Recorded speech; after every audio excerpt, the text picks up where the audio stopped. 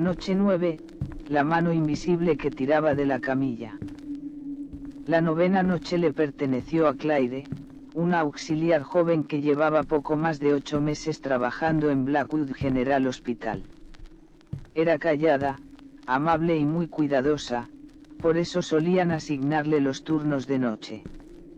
Y fue precisamente esa atención minuciosa la que la convirtió en testigo de una de las cosas más extrañas que ocurrieron en la morgue, una de esas historias que todavía hacen estremecer a quienes la recuerdan, sobre todo por la sensación imposible de una mano invisible aferrándose desde atrás. Claire empezó su turno a las 11 de la noche.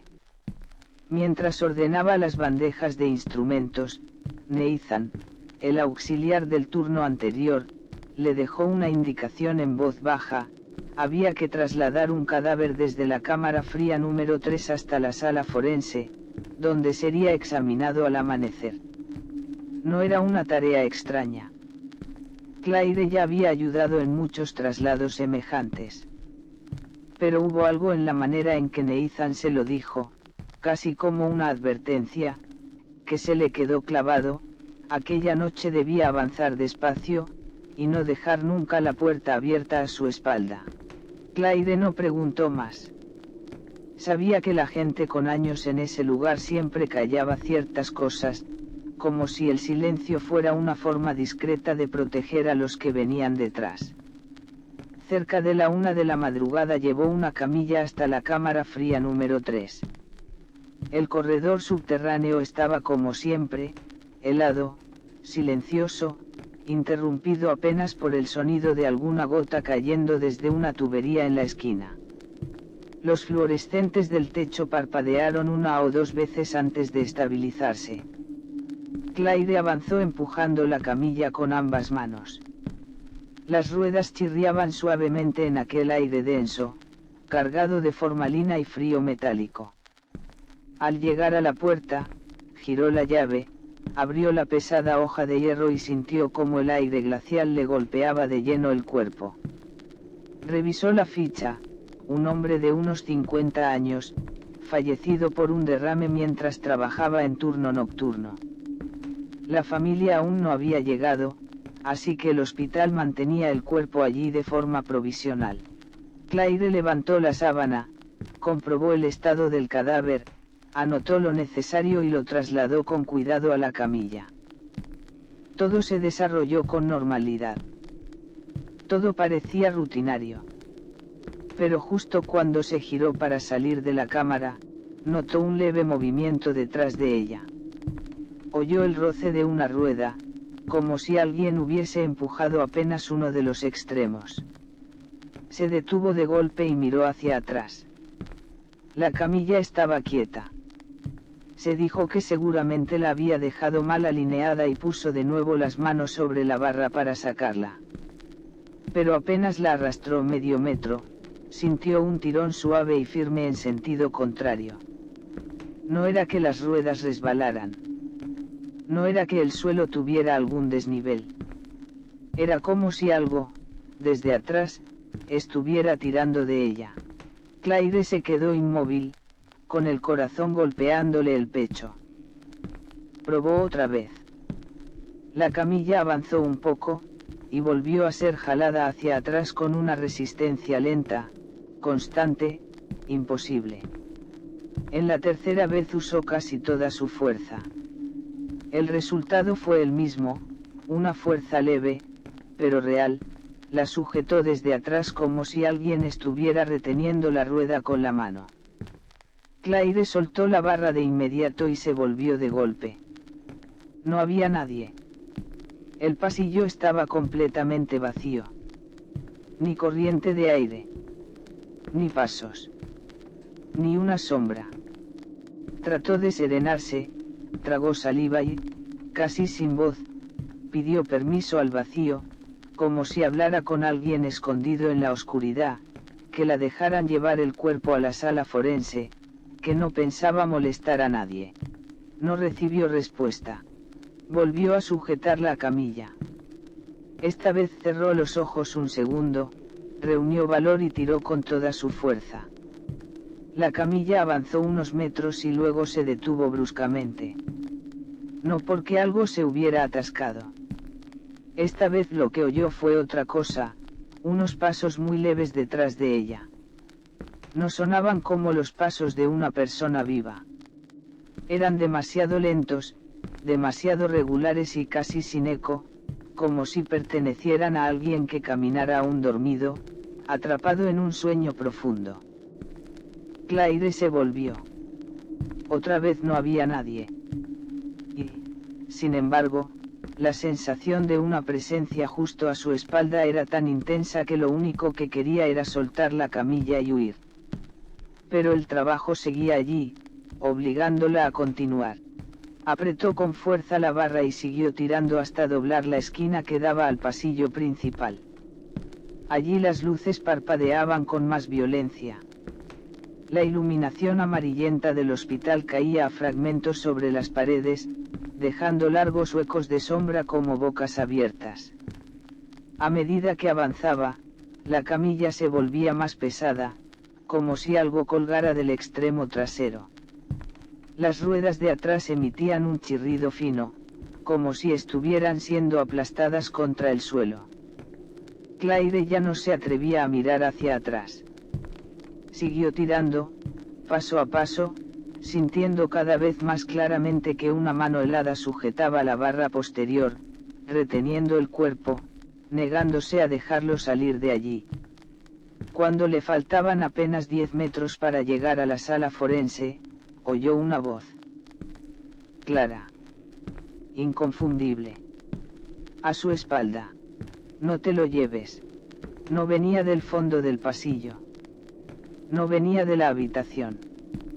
Sonó justo detrás de su nuca, tan cerca que sintió el aliento frío deslizarse por su cuello.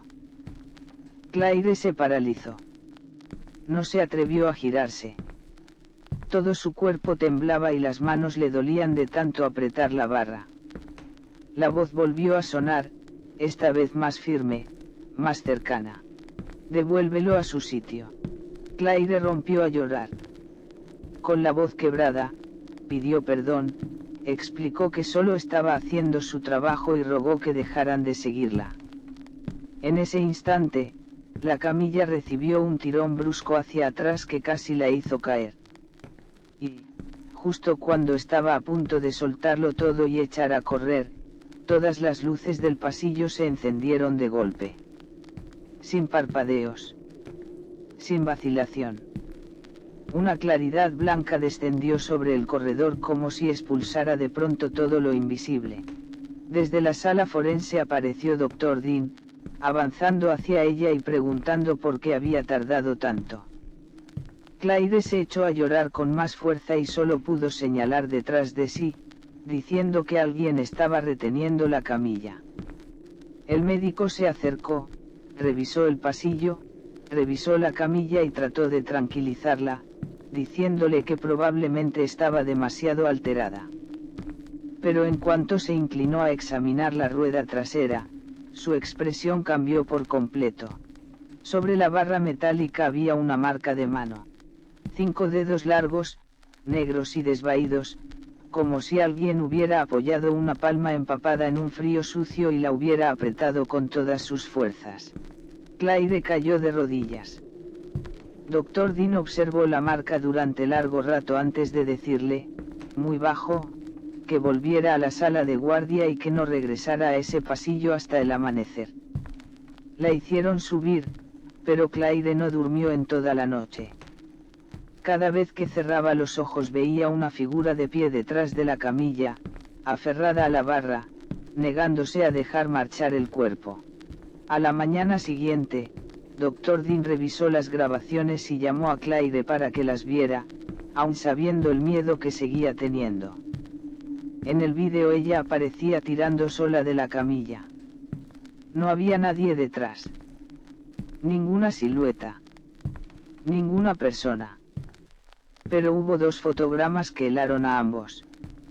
En el cuadro 1423, justo al doblar la esquina, la camilla retrocedía de golpe casi 1 metro sin que nada visible la tocara. Y en el cuadro siguiente, el 1424, aparecía por un segundo una sombra oscura en forma de mano aferrándose a la parte trasera antes de desaparecer. Dr. Dean apagó la pantalla y le habló con una suavidad extraña, como si en ese lugar hasta las palabras tuvieran que caminar despacio. Le dijo que hay quienes no están preparados para abandonar el sitio donde quedaron, y que cuando eso ocurre, lo único que se puede hacer es moverse despacio, hablar en voz baja, y no obligarlos a irse demasiado deprisa. Claire dejó el trabajo 3 días después. No porque fuera débil, ni porque temiera morir, sino porque ya no soportaba esa sensación.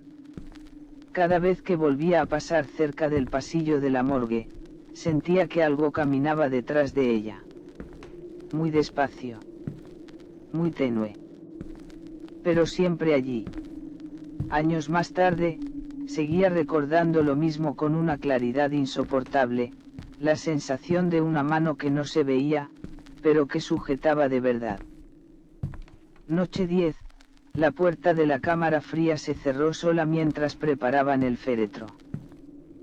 La 10ª noche quedó ligada para siempre a la historia de la familia de M.R. Howard, un hombre que había perdido a su hijo en un accidente de tráfico. Aquella noche, la morgue de Blackwood General Hospital estaba extrañamente silenciosa. Había menos movimiento que de costumbre, menos pasos, menos voces, como si el lugar entero estuviera conteniendo la respiración. El turno nocturno estaba a cargo de Thomas, un auxiliar de mediana edad famoso por su serenidad. Nunca había dicho temerle a los muertos. De hecho, solía repetir que lo verdaderamente peligroso en una morgue eran los vivos, porque todo lo demás ya pertenecía al silencio. Y siguió creyéndolo, hasta la noche en que vio con sus propios ojos cómo la puerta de una cámara fría se cerraba sola, sin que ninguna mano la tocara. Pero lo más espantoso no fue el movimiento en sí, sino el sonido del acero al cerrarse, como si no estuviera bloqueando una salida, sino manteniendo algo atrapado adentro. Eran cerca de las 10 cuando la familia de M.R. Howard llegó para retirar el cuerpo de su hijo. La madre lloraba sin hacer ruido, limpiándole el rostro con un pañuelo, mientras el padre permanecía a su lado con los ojos enrojecidos y la expresión vacía.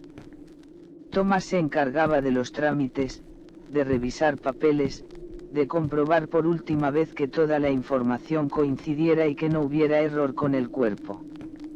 Unos familiares que los acompañaban encendieron incienso e inclinaron la cabeza antes de preparar el traslado al vehículo.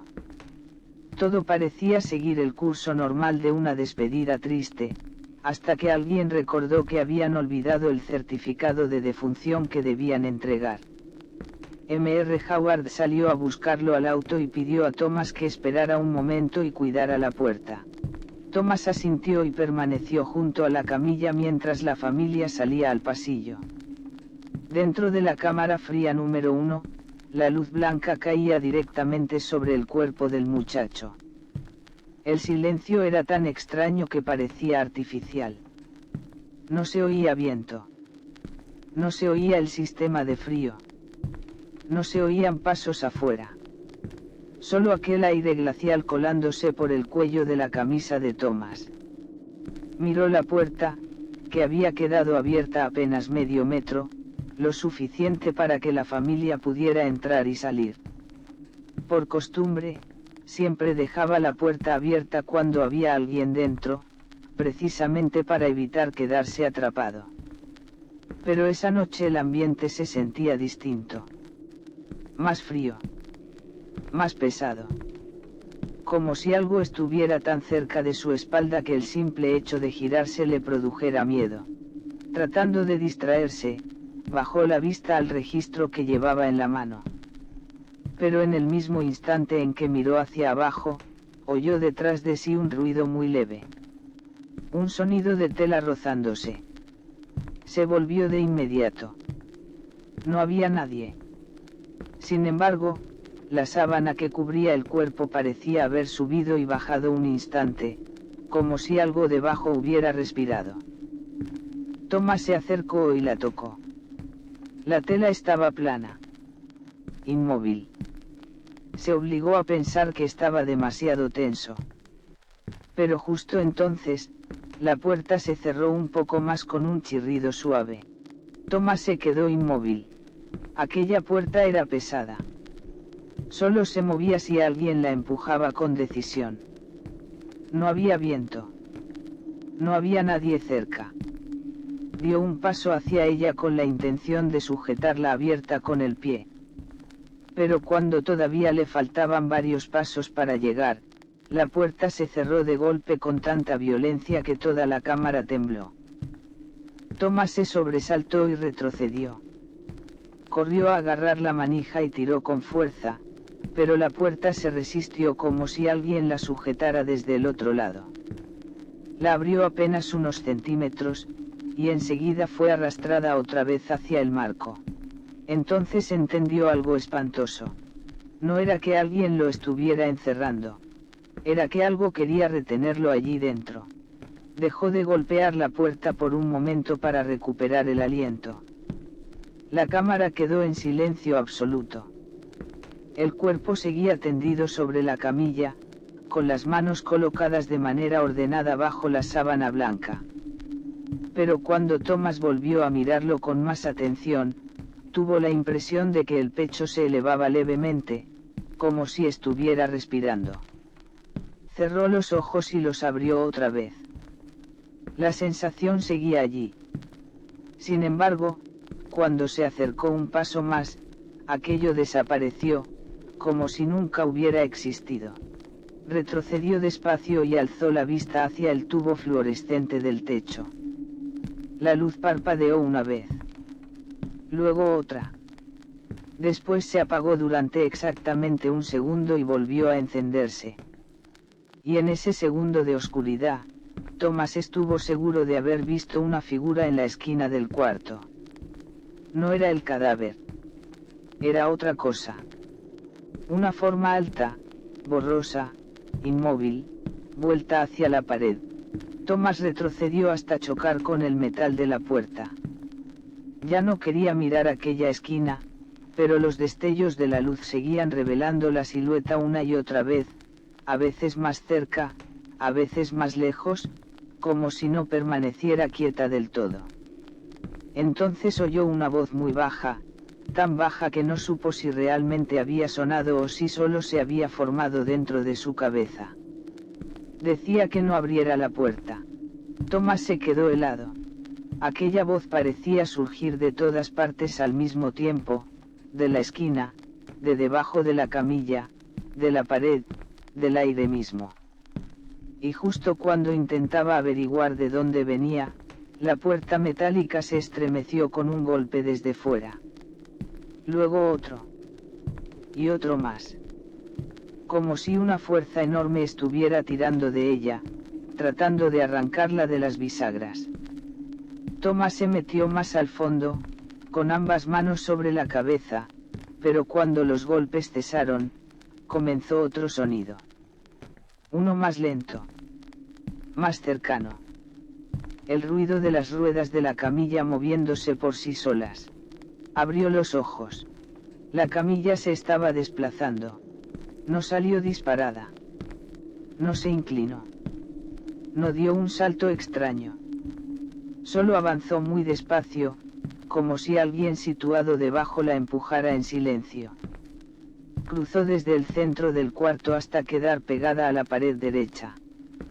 La sábana se movió apenas un poco, como si una mano la hubiera rozado desde abajo. Thomas no alcanzó ni a reaccionar cuando la puerta volvió a abrirse sola. No se oyeron pasos en el pasillo. No entró viento. No apareció nadie. La puerta simplemente se abrió, dejando ver el corredor largo y helado al otro lado. Por reflejo, Thomas retrocedió un paso. Pero cuando la abertura alcanzó apenas medio metro, la puerta comenzó a cerrarse otra vez. Primero despacio. Luego más rápido. Hasta golpear con fuerza el marco de acero. Y fue entonces cuando lo comprendió del todo. No era el viento. No era la familia regresando. No era una broma. Algo estaba intentando impedir que el cuerpo saliera de aquella cámara. Thomas se quedó temblando en el sitio y trató de hacer lo único que había oído murmurar a los veteranos del turno de noche: cuando no puedas explicar lo que está ocurriendo, no grites, habla despacio. Con respeto. Casi como si pidieras permiso. Así que, con la voz temblorosa pero serena, dijo en voz baja que entendía que alguien no quisiera marcharse, pero que la familia lo estaba esperando y que él solo estaba cumpliendo con su trabajo. La cámara quedó en silencio durante unos 5 segundos. Después, la luz se estabilizó de golpe. Ya no volvió a parpadear. La puerta emitió un pequeño clic, como si una mano invisible hubiera soltado el pestillo. Thomas tiró otra vez de ella y esta vez se abrió con suavidad, sin ofrecer resistencia. Miró hacia la camilla. Había vuelto exactamente al centro de la habitación, recta, alineada, como si nunca se hubiera movido. No quiso pensar más.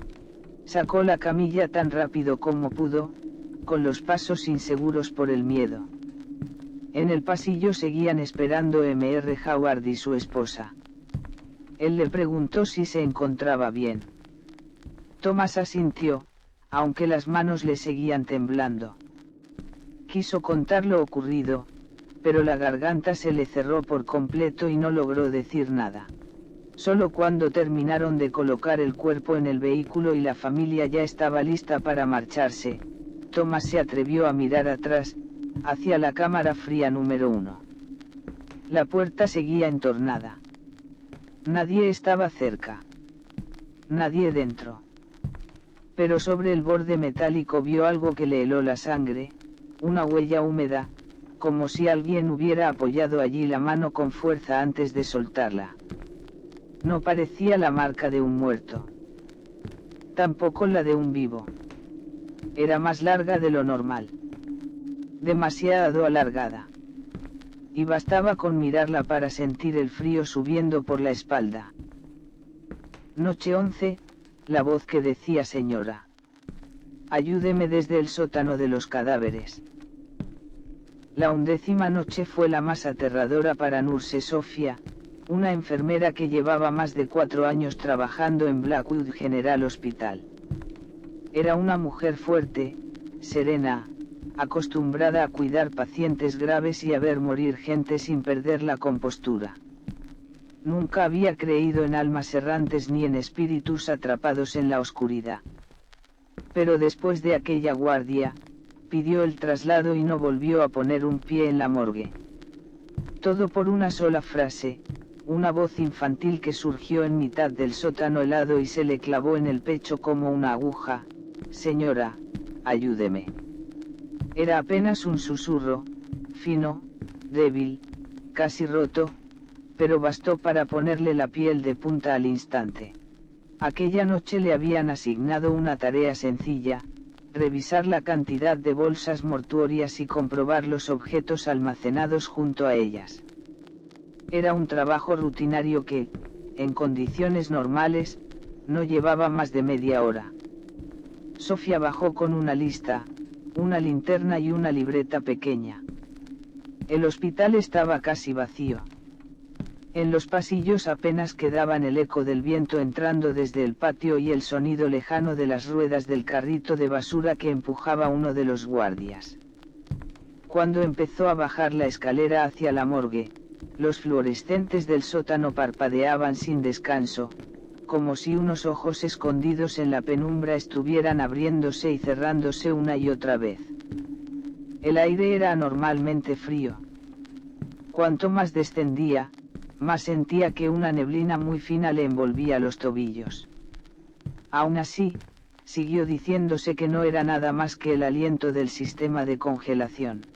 Recorrió el pasillo, abrió uno a uno los compartimentos, fue anotando cantidades y durante un rato todo pareció completamente normal. Pero al llegar a la última habitación del sótano, una estancia que casi siempre se usaba para guardar material viejo o poco utilizado. Algo cambió. Justo cuando se detuvo frente a la puerta, la hoja de acero vibró apenas, como si alguien hubiera apoyado una mano desde el otro lado. Sofía se quedó quieta unos segundos antes de abrir. Dentro estaba completamente oscuro. Una bocanada de aire helado mezclada con olor metálico le golpeó el rostro. Levantó la linterna. Solo vio cajas viejas, unas cuantas camillas averiadas y un vacío frío e inmóvil. Avanzó para inspeccionar la esquina del fondo y, en el instante en que se giraba para salir, oyó una voz. Muy pequeña. Muy débil. Pero tan clara que no podía confundirse. Señora, ayúdeme. Era la voz de un niño, quizá de 5 o 6 años. No lloraba. No gritaba. Solo suplicaba en un tono bajísimo, casi resignado. Sofía se quedó paralizada. La voz volvió a oírse. Esta vez más cerca. Más nítida. Señora, ayúdeme. Giró de inmediato la linterna hacia la puerta. No había nadie. Solo el rectángulo pálido de luz que entraba desde el pasillo y se tendía sobre el suelo. Con la mano ya temblando, preguntó en voz baja quién andaba ahí. Nadie respondió. Salió despacio al corredor y pasó la luz por las paredes, por las puertas, por el suelo. No había pasos, ni movimiento, ni sombra alguna. Pero cuando el haz cruzó la puerta de la cámara fría número 5, la voz sonó por tercera vez, tan cerca que parecía estar inclinándose junto a su oído. Señora, tengo frío. Sofía se volvió con violencia. Seguía sin haber nadie. Solo la fila de puertas de acero inoxidable, con sus pequeñas ventanillas rectangulares, todas cerradas. Esta vez, sin embargo, notó que de la cámara número 5 salía un frío mucho más intenso, como si alguien acabara de abrirla desde dentro. Aún así, la puerta seguía cerrada. Respiró hondo y se acercó. En ese momento ya no sabía si estaba cometiendo un error o cumpliendo con algo que no podía eludir. Pero llevaba demasiados años en medicina como para ignorar la voz de un niño pidiendo ayuda. Así que puso la mano sobre el cierre de la cámara número 5. Y justo entonces, desde el interior, comenzó a oír un golpeteo leve, rítmico, casi tímido. No eran golpes fuertes. Eran toques pequeños, como si unos nudillos diminutos estuvieran llamando desde el otro lado del metal. La mano le tembló, pero abrió. La puerta cedió lentamente con un sonido seco de acero rozando acero. Dentro reinaba una oscuridad completa. Sofía barrió la estancia con la linterna. No vio nada claramente anormal, 2 camillas vacías, algunas cajas de equipo arrimadas a la pared, el mismo aire glacial inmóvil de siempre. Iba a retirarse cuando la sábana de la camilla más cercana a la entrada se movió. Fue apenas un estremecimiento, como si algo debajo se hubiera encogido. Sofía retrocedió un paso y se llevó la mano al pecho. La sábana volvió a levantarse muy ligeramente. Esta vez con más claridad. Y entonces, bajo aquella tela blanca, oyó un sollozo muy débil, fino, entrecortado, como el aliento de un niño que hubiera llorado tanto que ya ni fuerzas le quedaran. El cuerpo entero de Sofía empezó a temblar. Pero el impulso de ayudar seguía siendo más fuerte que el miedo. Se acercó despacio a la camilla, con el corazón golpeándole en la garganta. Tomó una esquina de la sábana y la levantó con extrema lentitud. Debajo no había nada. La camilla estaba completamente vacía. No había cuerpo, no había objeto, no había trampa. Solo aquel frío espeso, casi visible, pegado al acero como una capa de niebla. Sofía dio un paso atrás. Las manos se le habían quedado heladas. Supo de inmediato que tenía que salir de allí. Pero justo cuando puso la mano sobre la puerta, la voz infantil regresó una vez más. Esta vez ya no sonó delante ni detrás. Sonó debajo del suelo. Señora, no me deje. El sonido le nació justo a los pies y la hizo echarse hacia atrás. La linterna cayó al suelo y rodó varios metros. El haz de luz barrió la pared, la puerta, la camilla, hasta detenerse en la esquina más oscura del cuarto. Y allí había algo. Una pequeña mancha negra, pegada al suelo, con la forma vaga de alguien arrodillado. No era una figura humana nítida. Era un bulto de oscuridad densa, apenas delineado, pero suficiente para parecer un niño acurrucado con las rodillas contra el pecho. No tenía rostro. No se distinguían brazos ni piernas. Solo esa masa oscura, temblando muy suavemente, como si llorara sin sonido. Cuando la luz de la linterna quedó fija sobre ella, la sombra pareció encogerse un poco, y después alzó lentamente lo que habría debido ser la cabeza. No tenía ojos. No tenía boca. Y, aún así, Sofía sintió con absoluta certeza que la estaba mirando. Entonces la voz volvió a hablar. Señora, ayúdeme. Pero esta vez ya no parecía salir de la habitación. Sonó dentro de su propia cabeza. Justo detrás de la oreja. Justo en la nuca. Justo dentro del pecho. Sofía gritó y salió corriendo. Empujó la puerta con tanta fuerza que chocó contra la pared con un estruendo seco. Echó a correr por el pasillo con la respiración rota, sintiendo que algo le apretaba el corazón desde dentro. Pero al llegar a la mitad del sótano, todas las luces se apagaron de golpe. La oscuridad lo devoró todo.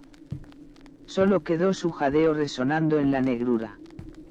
Y entonces, pegada a la nuca, fría como el aliento de un muerto, la voz susurró una última frase. Señora, ¿por qué me dejó? Las luces se encendieron otra vez. El pasillo estaba vacío. Sofía se desplomó de rodillas, llorando de puro terror. Cuando llegaron los guardias, apenas podía hablar. Tuvieron que ayudarla a subir a la sala de guardia.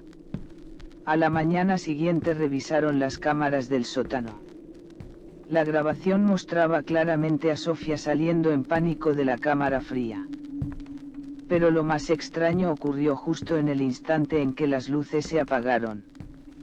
En un solo fotograma, una de las cámaras captó detrás de ella una figura negra, pequeña, del tamaño de un niño de unos 5 años, apenas a la altura de sus rodillas, aferrada al borde de su bata durante un segundo exacto, y luego desapareciendo. Desde aquella noche, nadie volvió a hacer guardia solo en la cámara fría número 5. Noche 12, la mano marcada en el cristal de la cámara frigorífica. La 12ª noche quedó unida para siempre a la obsesión que persiguió durante años a Tony, un técnico encargado del mantenimiento de los congeladores en Blackwood General Hospital. Su trabajo consistía en revisar temperaturas, corregir fallos, limpiar los cristales y asegurarse de que las filas de compartimentos no acumularan demasiada humedad ni escarcha. Llevaba casi 3 años allí, tiempo suficiente para acostumbrarse al olor del frío y al zumbido constante de los compresores en mitad de la noche. Siempre decía lo mismo, en aquel lugar solo había aire helado, no fantasmas. Pero la noche 12 cambió eso para siempre. Desde entonces, Tony nunca volvió a atreverse a tocar con la mano el cristal de la cámara frigorífica. Porque sobre aquella superficie comenzaron a aparecer unas huellas diminutas, como las de un niño de 5 años. Cada mañana volvían a estar allí, dibujadas débilmente sobre el vidrio, y solo verlas bastaba para que se le helara la sangre.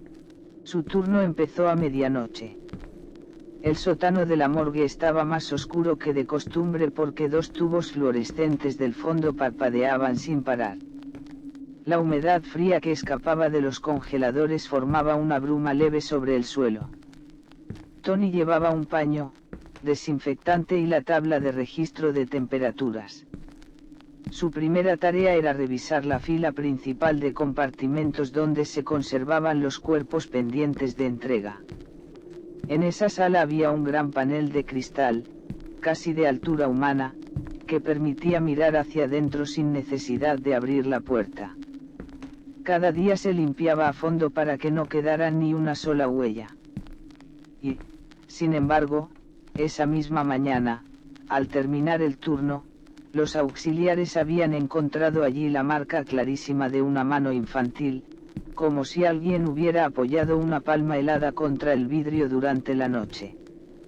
Todos le preguntaron a Tony, pero él juró que la noche anterior había dejado el cristal impecable. Por eso, al comenzar este nuevo turno, decidió revisar cada centímetro con absoluto cuidado. Pasó la linterna por toda la superficie. No había marcas. No había suciedad. No había condensación. Soltó el aire, aliviado, y se dijo que seguramente alguien la habría tocado durante el día. Luego entró en la cámara para revisar enchufes y volver a medir la temperatura. El sonido constante del compresor le resultaba incluso reconfortante, prefería ese ruido mecánico a cualquier sonido extraño que pudiera oírse fuera, en el pasillo, a esas horas. Pero cuando se giró para anotar los datos, el fluorescente de arriba parpadeó una sola vez. Solo un segundo de oscuridad. Suficiente. Cuando la luz volvió, Tony se quedó inmóvil. En el cristal frente a la puerta acababa de aparecer una huella pequeña, borrosa y al mismo tiempo nítida, imposible de confundir. Se distinguían los dedos, incluso la inclinación del pulgar, exactamente igual a la huella que habían visto por la mañana. Tony tragó saliva y retrocedió unos pasos. Miró alrededor. No había nadie. Era imposible que un niño hubiera bajado hasta allí. Y apenas un minuto antes, él mismo había estado dentro de la sala, completamente solo. Aún así, se acercó. Lo peor no era solo que la mano estuviera ahí. Lo peor era que estaba impresa desde el lado interior del cristal, como si alguien pequeño estuviera encerrado dentro de la cámara y hubiera apoyado la mano desde ese lado. Tony quiso aferrarse a la lógica. Se dijo que tal vez era solo vapor, una ilusión de la humedad sobre el vidrio frío. Pero esa explicación se vino abajo en el mismo instante en que levantó el paño para limpiar. La huella se borró como si realmente hubiera sido vapor, y, al mismo tiempo, otra empezó a formarse justo más abajo. Una nueva mano. Como si una figura muy pequeña hubiera deslizado la suya por el cristal y la hubiera apoyado otra vez en un segundo punto. Tony empezó a temblar y frotó con más fuerza. La huella desapareció de nuevo. Entonces oyó un ruido. Un golpecito metálico. Venía del compartimento número 3. Giró de inmediato. El cajón seguía cerrado, pero la placa metálica del frente vibraba apenas, de forma leve y regular, como si el propio acero estuviera temblando al ritmo de la respiración de algo que yacía dentro. Tony no se atrevió a abrir. Retrocedió lentamente y salió de la cámara. Pero en cuanto cruzó la puerta hacia el pasillo, la luz del interior se apagó por completo y solo quedó la iluminación amarillenta y distante del corredor. Se quedó quieto, escuchando. Desde dentro de la sala llegó entonces una respiración muy suave. No era la máquina. No era el compresor. Era algo más corto, más frágil, entrecortado, como el esfuerzo de un niño pequeño intentando tomar aire. Todo el cuerpo de Tony se tensó. Tiró de la pesada puerta de hierro para cerrarla. Pero cuando solo quedó una rendija abierta, en la oscuridad apareció una silueta baja, apenas a la altura de sus rodillas. Estaba justo al borde. No se veía la cara. Solo una masa oscura mezclada con la penumbra. Y en ese mismo instante, una mano diminuta se apoyó por tercera vez sobre el cristal. Esta vez la huella surgió con una claridad absoluta, como si hubiera sido estampada con agua helada. Tony retrocedió de golpe, a punto de caer. La pequeña mano se deslizó lentamente hacia abajo, dejando una estela alargada, como si aquello siguiera mirándolo mientras arrastraba los dedos. Tony echó a correr. No se detuvo hasta llegar a la sala de guardia. Apenas podía respirar cuando le contó todo a Derek, el guardia más veterano del turno. Derek era un hombre duro, poco impresionable, pero no se rió ni por un momento. Escuchó en silencio y luego, muy despacio, le confesó algo que terminó de vaciarle la sangre del cuerpo. Desde que habían llevado al compartimento número 3 el cuerpo de un bebé nacido muerto, el cristal aparecía marcado cada noche con una huella infantil. La habían limpiado incontables veces. Siempre regresaba. Tony quiso preguntar si aquello significaba que la mano era realmente del niño, pero Derek evitó responder de forma directa. Solo dijo que hay cosas cuyo origen es mejor no conocer, y que lo único importante era no tocar jamás ese cristal pasada la medianoche. La frase se le quedó clavada en la nuca. Aún así, la peor parte no había terminado. Cerca de las 3 de la mañana, Tony tuvo que volver para hacer la última comprobación de temperatura antes de entregar el turno.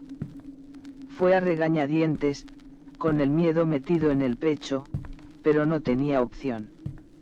Al llegar, el cristal estaba limpio, transparente, sin una sola marca. Tony soltó el aire y anotó los datos.